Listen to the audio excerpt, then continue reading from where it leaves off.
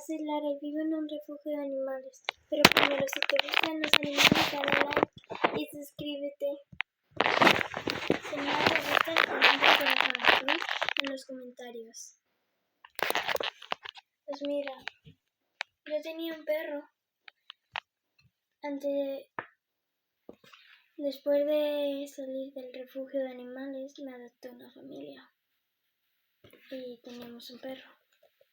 Pero se nos murió.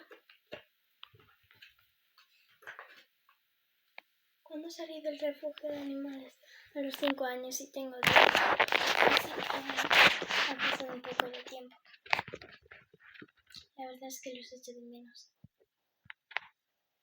Vienen a visitarme cada un mes, pero no es suficiente para mí. Así que, por favor, dale like para consolarme. Te quiero. Gracias a todo.